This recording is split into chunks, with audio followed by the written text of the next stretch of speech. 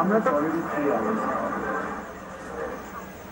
তার চেয়ারের প্রতি সম্মান রেখে এবং মুখ্যমন্ত্রীর কাছে মুখ্যমন্ত্রীর প্রতি সম্মান রেখে আমরা কোন রকম ভিডিওগ্রাফি ছাড়াই শুধুমাত্র যে মিনিট দেওয়া হবে যাতে আমাদের সাইন থাকবে এবং ওনাদের সাইন থাকবে এইটুকুতেই রাজি হয়ে আমরা মিটিং করব। এইটুকু দেখেই আমরা মিটিং করব। আমাদের ভিডিওর দরকার নেই। আমরা বিশ্বাসটা রাখলাম, আমরা নিজেদের মধ্যে আলোচনা করে ঠিক করলাম যে ঠিক আছে দরকার নেই। উনি যখন নিজে এসে বলছেন, উনি যখন নিজে রিকোয়েস্ট করলেন, তার একটা সম্মান আমাদের কাছে রয়েছে, সেই সম্মানটা দেখানোর জন্য আমরা ভাবলাম যে ঠিক আছে দরকার নেই ভিডিও, আমরা আস্থা রাখি। আমরা তারপর বললাম, যখন নিজেদের মধ্যে আলোচনা করতে গিয়ে আলোচনা করে যখন আমরা জানাতে গেলাম যে ঠিক আছে আমাদের দরকার নেই, আমাদের শুধুমাত্র এই মিনিটটুকু দেওয়া হোক, এই অবস্থায় আমরা আলোচনায় করতে রাজি। তখন হঠাৎ করে স্বাস্থ্য প্রতিমন্ত্রী চন্দ্রিমা ভট্টাচার্য তারা এসে বললেন যে অনেক দেরি হয়ে গেছে, আর সম্ভব নয়। আমরা 2 ঘন্টা 3 ঘন্টা ওয়েট করেছি, আমরা আলোচনায় বসতে রাজি নই।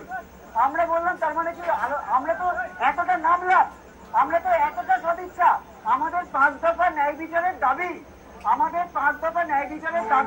যাতে আমরা আদায় করতে পারি, যাতে অচলাবস্থা কাটতে পারে, যাতে গোটা রাজ্যে এই যে একটা মানে ব্যাপক ক্ষোভ তৈরি হয়েছে, একটা অচলাবস্থা তৈরি হয়েছে, সেটা যাতে আমরা মেটাতে পারি সুষ্ঠুভাবে, তার জন্য আমরা এমনকি লাইভ স্ট্রিমিং, ভিডিও রেকর্ডিং সবকিছু ত্যাগ করলাম। তারপর আমাদের কি বলা হলো যে আর আলোচনা সম্ভব নয়, হয় আপনারা বেরিয়ে যান, নাহলে আপনাদের বাস ডেকে আপনাদের বের করে দেওয়া হবে। এবং তারপর তারা নিজেরা গাড়ি করে স্বাস্থ্য প্রতিমন্ত্রী এরা বেরিয়ে গেলেন। তার মানে কি দাঁড়ালো, আমরা যে এতটা আমরা এই 3-4 ঘন্টা ধরে বৃষ্টিতে ভিজছি, আমরা বাইরে বৃষ্টিতে ভিজছি, আমাদের সহযোদ্ধারা স্বাস্থ্য ভবনের ওখানে ভিজছেন।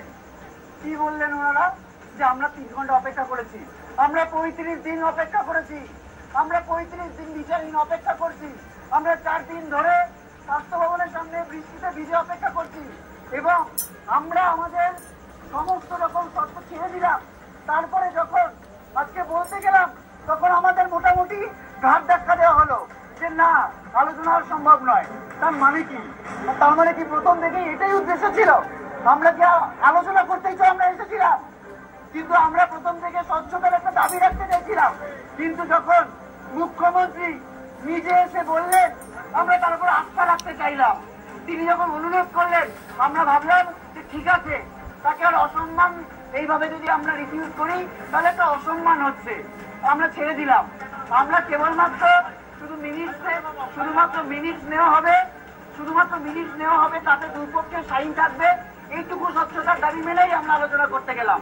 কি বলা হলো যে সম্ভব নয়।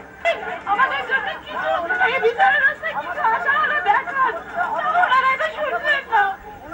কোন জায়গায়